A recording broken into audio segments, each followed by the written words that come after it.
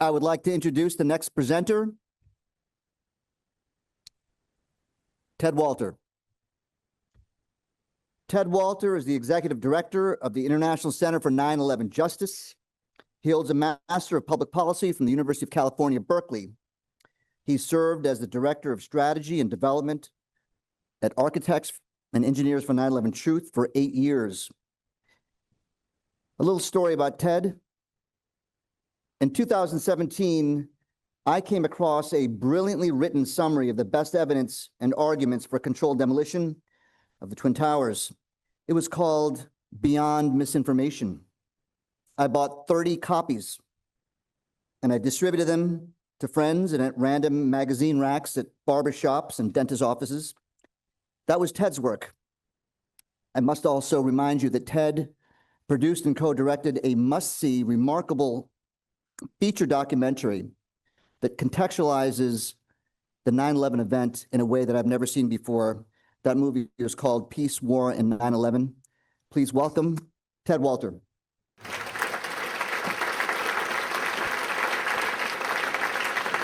Thank you, Marva. Thank you, Marva, for those very kind remarks.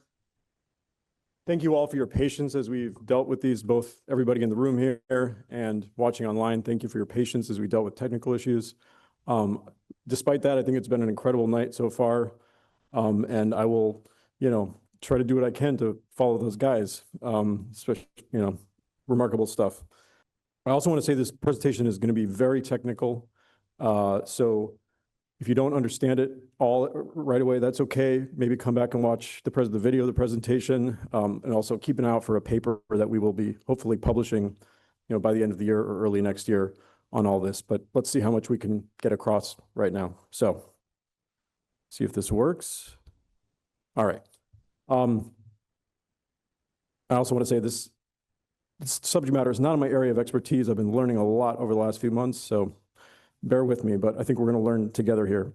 The title of the presentation is Earth-Shaking Revelations Toward Incontrovertible Seismic Evidence of Pre-Impact Explosions. So the word toward is important because this is a research project that is in progress. And as I said, we are trying to complete this study by the end of the year. And it's a collaboration between myself and geophysicist Andre Rousseau. Andre has 2 degrees that are equivalent of PhDs in earth sciences at universities in France. He is a researcher, or was a researcher at the National Center of Scientific Research from 1972 to 2007. He published more than 60 peer-reviewed papers, and he published one very important paper in the 9/11 literature called Were Explosives the Source of the Seismic Signals Emitted from New York on September 11, 2001? Okay, so the research question that we've been tackling is, did the seismic activity at the World Trade Center on 9/11 precede, 1, the airplane impacts, and 2, the impact of debris with the ground during the collapses of each tower? And if we can determine this conclusively, well, then we have incontrovertible evidence of explosions at the World Trade Center. Now, there's a lot of aspects of the seismic evidence of the seismic activity that was created on 9/11 that points to the use of explosives. We're not going to, a lot of it's more qualitative, the types of waves that were emitted. We're just going to focus on the timing, though. If you want to learn about that other stuff, check out Andre's paper that I mentioned before. Okay, so there's going to be 3 parts to this presentation. Eyewitness reports of explosions prior to plane impact and earth shaking prior to debris impact during the collapses. The second section is timing discrepancies between the visual data and NIST's revision of seismic event origin times to fit the visual data. Third, we're going to look at 3 reasons why the revised origin times are wrong. So part 1, eyewitness reports of explosions prior to plane impact and earth shaking prior to debris impact. So this is Janitor William Rodriguez, perhaps the most well-known 9/11 witness, giving an interview on the day of 9/11, where he described what he experienced as not like an impact, like a rumble.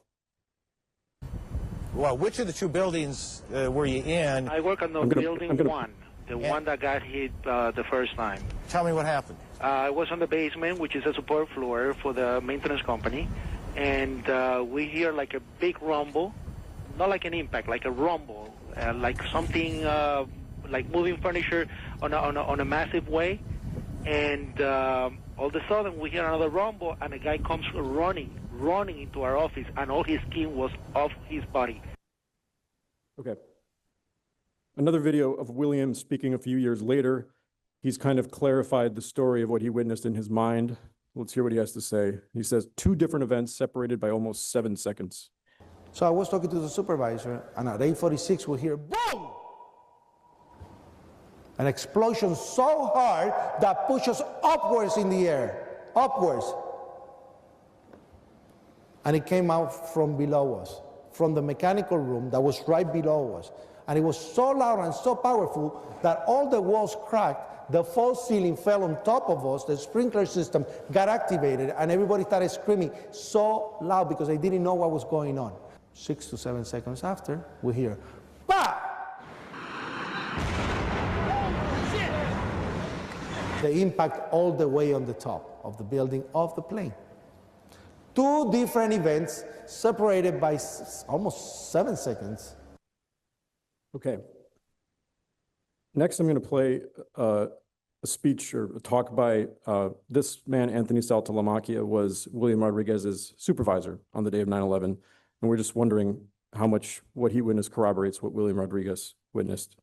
That's when, you know, we heard just a loud explosion, like massive explosion. It just knocked us just like off our feet. It was just like unbelievable. Right when that happened, I was like, that's a bomb. I was like, what the hell was that? So we were like trying to figure out what was going on. When that happened, then another explosion happened, and it was just like, boom, like, you know, I was just like, wow, what's going on? Like, again, we got like knocked away, and like, what's going on here? You know, and it literally sounded like it was just like, not particularly like a grenade, like people setting off grenades, but it was like, picture like just like multiple grenades just going off, just like bam, bam, boom. And, you know, that's what I thought. I was like, is there somebody in here, like, blowing up the place? It's like, you know, it was wild, you know? So just a quick comment on the similarities and minor differences between what they've described. William is very clear in his account that the sound that he heard 7 seconds later was coming from the top of the building, that he thinks it was the impact of the airplane. Whereas Anthony says it felt more like another explosion. So we don't necessarily know, but what I want to say is I think it's important to note that the first thing that both of them experienced was something under their feet, something powerful, something that caused the ceiling tiles to crack. It wasn't that the first thing they heard was the sound way up on the top of the building, or it wasn't if they heard a sound on the top of the building and then jet fuel poured down, 90 stories and just caused this explosion. It was the very first event that happened that caused the damage and the sensations that they felt. All right. If anybody can help me figure out who this guy is, let me know, because I would like to talk to him. I think a bomb went off in the lobby first, then a plane hit the building, but then another plane hit the other building. But when I was coming through the doors on the other side of the Trade Center, either they blew the lobby up or something, because it blew the glass out of the doors and knocked us all down, and I got smoke and everything on me. I just feel a little shook up because I got blasted, Okay, so he's describing an explosion in the lobby before either plane impact. All right, I'm just going to go ahead and play this, and what we're interested in here is corroborating whether or not there are 2 events. We're sitting in the ballroom of the World Trade Center Marriott Hotel, listening to a presentation on the future of financial services, when we felt the floor shake. Felt like a minor earthquake tremor, sort of thing I felt in Vancouver a few months ago. And then sort of a second shaking, and the chandelier started to rattle overhead, and that was the point when everybody decided it was probably a good time to leave. Good time to leave. Okay, Jane King, reporter reporting on Fox 5 News in Washington, D.C. She described a rumble about 5 seconds long preceding the actual collapse. So we're moving now from the airplane impacts to the collapses. And when do people start to feel the ground shake? When the buildings collapsed, we could hear a rumble, which was about 5 seconds long, preceding the actual collapse, and then a boom when each of those towers collapsed. Okay, 5 second long rumble and then a boom. All right, so we have a few, Graham McQueen, late Graham McQueen, the film Peace War 9/11 is his final interview. He published a paper in 2009 called Did the Earth Shake Before the South Tower Hit the Ground, which I think is an exceptional paper that I strongly recommend. And in that paper, part of what he does is identify 17 reports of ground shaking prior to debris impact by members of the FDNY and the Port Authority Police Department. So a few of those that I think are most compelling: Jody Bell, FDNY. You hear this rumble, everything is shaking. You hear this thunder, this rumbling, then you see the building start to come down. Alexander Lutsky, FDNY. I heard a rumble, almost like an earthquake. Then I started to run for safety too, because I looked up and I saw that the building was going to come down. Bradley Mann, FDNY, this is perhaps the most clear and specific. Shortly before the first tower came down, I remember feeling the ground shaking. I heard a terrible noise and then debris just started flying everywhere. Similarly, for the second tower, the ground shook again and we heard another terrible noise, and the next thing we knew, the second tower was coming down. Okay, so these eyewitness reports are suggestive of explosions preceding both the impact of the planes and the shaking of the ground. Did the seismic evidence, the seismic activity that was recorded on 9/11 corroborate what these witnesses experienced? And so this is timing discrepancies between the visual data, meaning the cameras and showing the plane impact, and the collapses when they started, and the seismic data. And then NIST's revision of seismic event origin times to fit the visual data.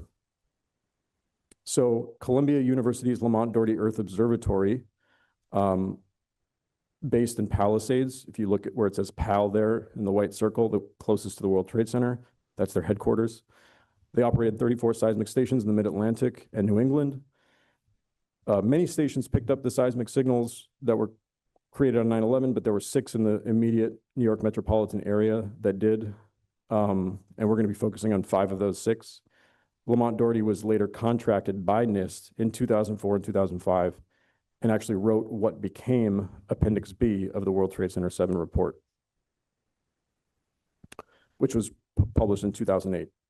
So the first thing to understand here is the way that Lamont, what Lamont Doherty did was basically they were able to establish the origin times of these seismic events, because when a seismic event happens, it basically transmits waves in all directions. And if the terrain is roughly similar, as you see here with all these seismic stations, it is going to reach those seismic stations in a pretty orderly way, where if it's traveling at 2 kilometers per second, you can, the timing of these stations, you can essentially line them up according to their distance from the World Trade Center, and sort of, except for one that is faster, and that's Manny on the right-hand side of the Hudson River in red, but the rest are on the west side of the Hudson River. And when you look at the arrival times, it all kind of lines up. And so if you draw basically a regression line of their arrivals, it goes all the way back to, in the case of the North Tower, 10/28/31. Essentially, these waves were traveling at 2 kilometers per second, and it took them 17 seconds to reach the first seismic station, Palisades. And here, so in that paper that they published in 2001, and in the FEMA report in 2002, they published these seismic event times, again, the origin times. We're using the arrival times to determine the origin times. The origin times are an estimate. So NIST begins their investigation. In case anybody doesn't know, this is the National Institute of Standards and Technology. NIST begins their investigation in 2002, and one of the first things that they do is they start compiling a large database of all of the video footage that they've collected from many sources, and they start trying to put that together in a timeline so that they can understand how the fires traveled through the building and supposedly led to the collapse of the towers. And so they've got this huge database, and they're able to locate all these events relative to each other, but they have to figure out what time they actually occurred. And so they actually use the impact of the second plane as the reference time or the anchor time.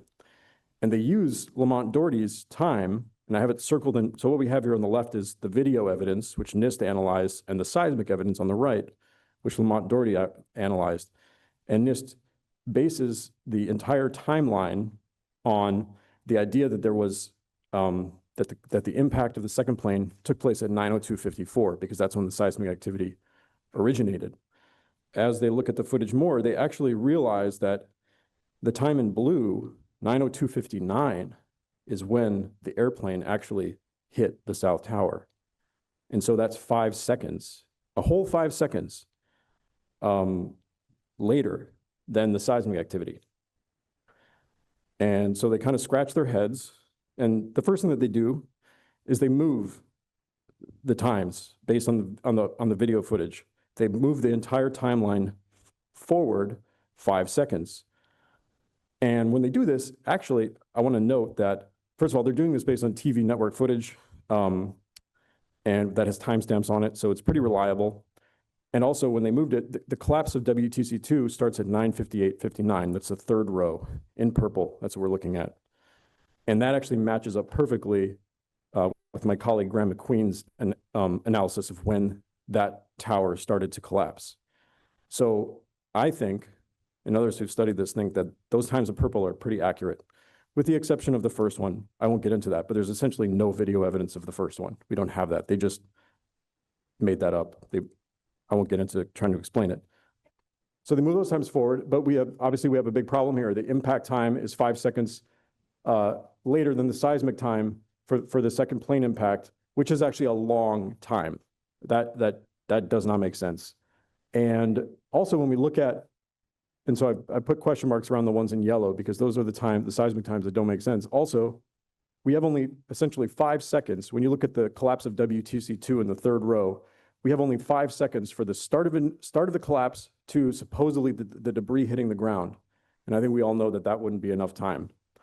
And I want to emphasize that NIST said, this is what NIST and Lamont Doherty, this was written by Lamont Doherty, so this is the experts. They say a seismic signal is not generated until a substantial portion of the debris hits the ground. So what do? NIST goes back to Lamont Doherty and says, can you take another look at all this? It doesn't make sense. We think maybe you got your estimates wrong. And Lamont Doherty comes back to NIST, and this is in the fall of 2003, and says, yeah, you know what? We got it wrong. Actually, all of the origin times were 3 seconds later. All right. And so now the purple row and the green row, they kind of match up, right? At least they're within the combined uncertainties. All right. And so the big question here, and now I want to say one thing about the collapse of WTC2 in the third row here.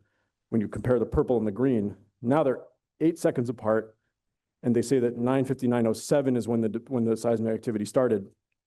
Graham McQueen carefully studied the video footage and showed that actually the debris did not hit the ground until 9:59:11.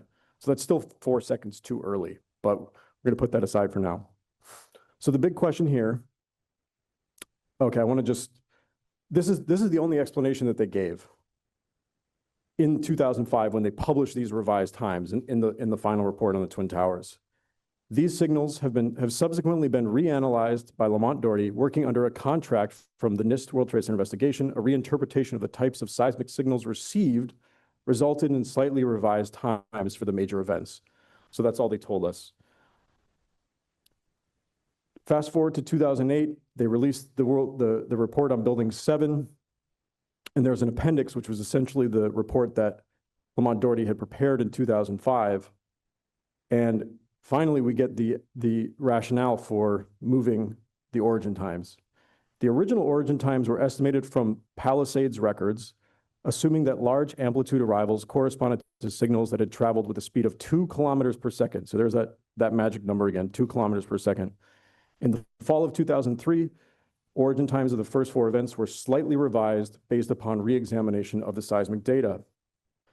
Continuing along here, there was a seismic arrival about 4 seconds, so another wave that arrived 4 seconds earlier prior to the surface wave, which is the waves we've been mainly looking at, from the collapse of WTC2. This seismic arrival was identified as an S wave with a speed of about 3.4 kilometers per second. So this is a much faster type of wave. The travel time of the S wave was 10 seconds as opposed to 17 seconds, which moved the origin time to 3 seconds later than the initial determination.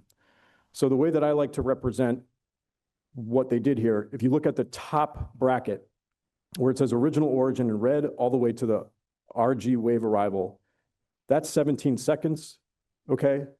And it's from 0 to 17. And then what they essentially did was if you move down to the second bracket, they discovered this other wave, this S wave that arrived 4 seconds earlier. And they said that wave took 10 seconds to travel to Palisades. And so actually the origin time of the seismic event is 3 seconds later. And so that's their revised origin. But what this also means is that they got the speed, the velocity of the Rayleigh wave, that was the basis of their estimate, they got that wrong. Those waves were actually traveling at 2.4 kilometers per second. That's a very big difference. 2 and 2.4 kilometers is quite a difference and quite a lot for them to get wrong. The question here is that revised origin time 3 seconds later accurate? Or is it actually the original origin time 3 seconds earlier? And I just restating that question. So part 3 reasons the revised origin times are wrong. So this is what I've been studying with Andre Rousseau for the past several months, trying to figure it out.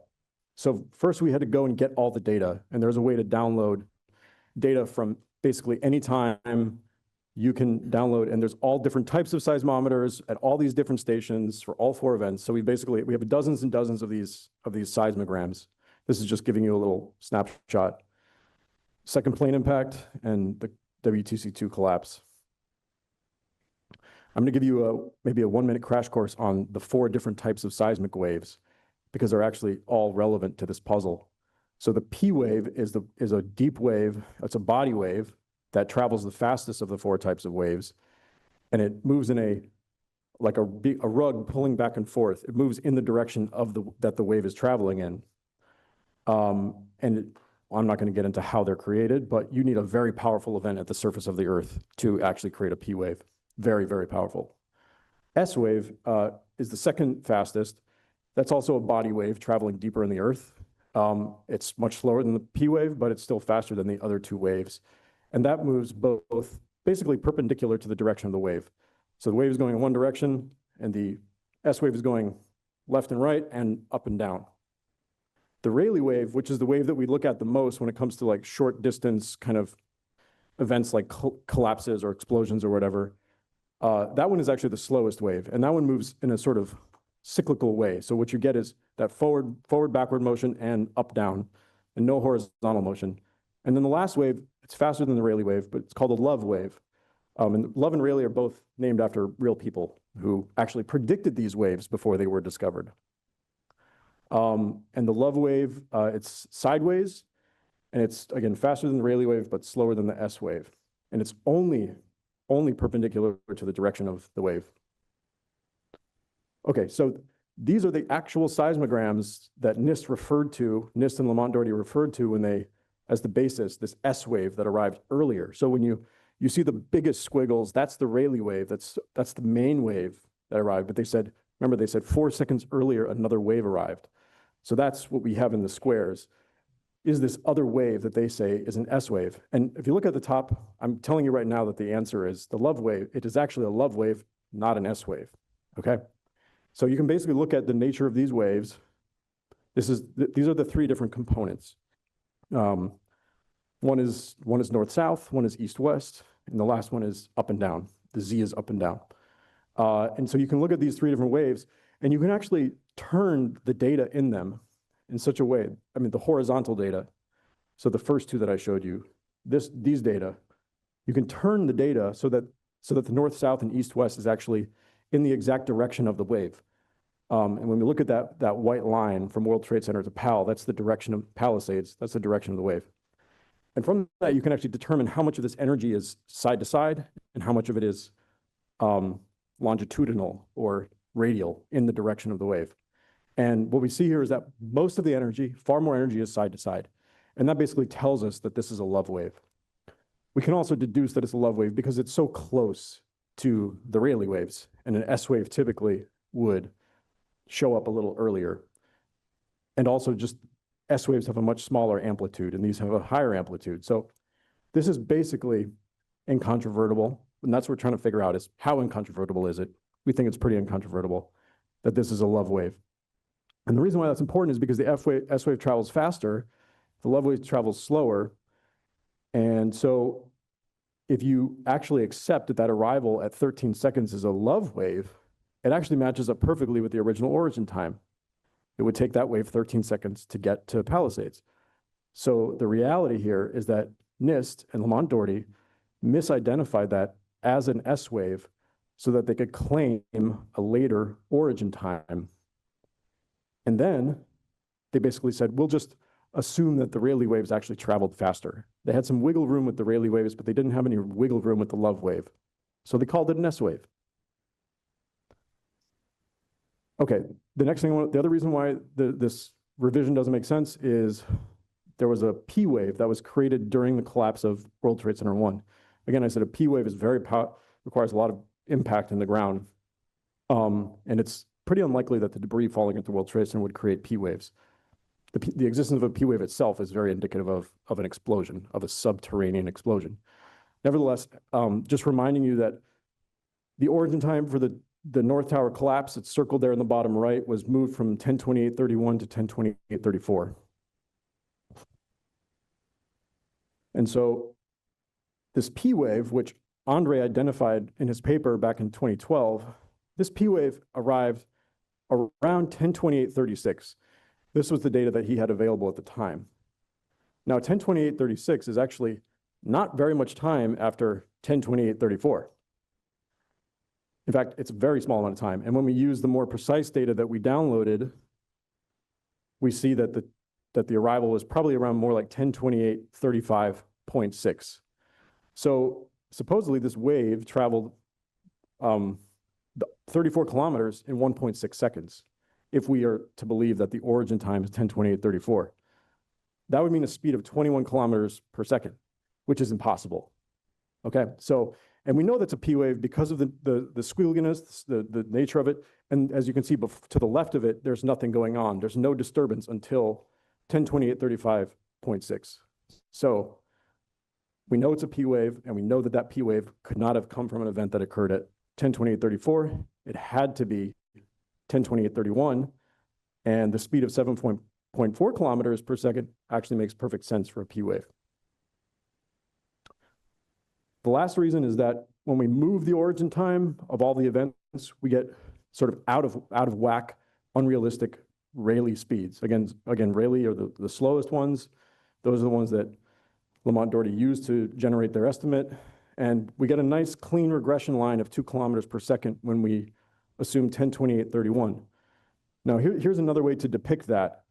These are the four stations on the western side of on the west side of the Hudson. And if you look on the far right of the table, the speed is sort of clustered around like, 1.8 to 1.95, 1.98 kilometers per second. And they're all kind of bunched together on that graph. As soon as you move the time 3 seconds later, you actually get a much faster slope for the Rayleigh wave that was received at Palisades. And it's much faster than the others. Just because it's closer and you move the starting point, it really affects the slope. And you're alleging that this wave traveled really fast compared to the other waves. So just go back and forth there again. Everything kind of fits together there. You move it forward, and that wave is moving a lot faster, supposedly. And Lamont Doherty never suggested that the speeds to the various stations would vary that much. To the contrary, for example, they said this in Appendix B of the 2008 World Trade Center 7 report.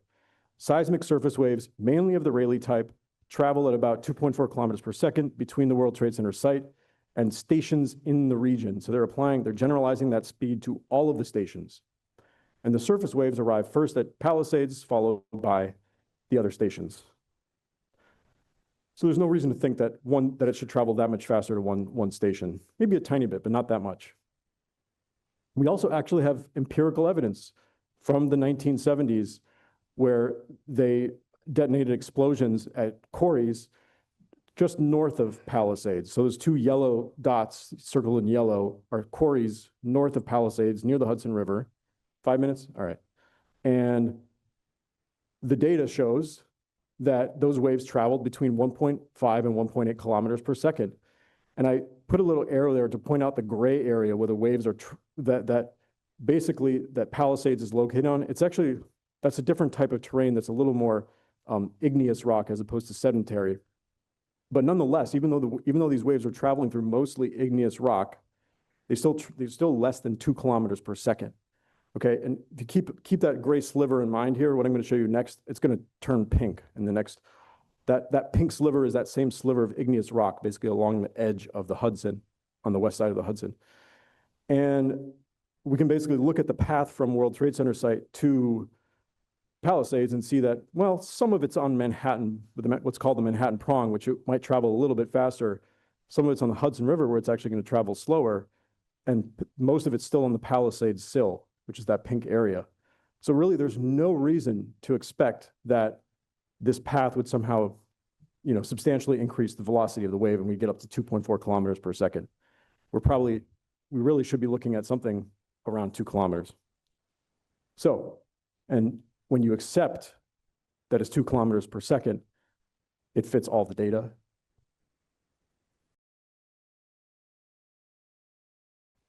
All right, so ultimately, how did NIST and Lamont Doherty falsify their analysis? They wrongly identified a love wave as an S wave. They ignored or downplayed the presence of a P wave. For example, they say seismic records from the 5 major World Trade Center events show no clear P or S waves, even though it's there in the records. And they inflated and distorted the velocity of the Rayleigh waves. So it's like a puzzle, but it all fits together perfectly when you go with their original times. So what we have here is that all the data fits together when we accept the original times. And essentially, the two columns in purple and yellow are accurate. The columns of pink and green are not accurate.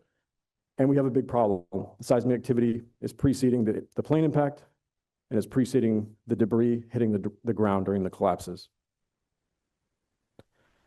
So I want to actually answer one question. First of all, I want to point out that the eyewitness accounts were all related to the first plane impact. Unfortunately, we don't have video evidence of the first plane impact, of the time that it occurred. But we have very good video evidence of the second plane impact and of the seismic activity. And so we can deduce that what those witnesses witnessed for the first plane impact, perhaps it's plausible that it happened with the second plane impact, and the seismic evidence proves it.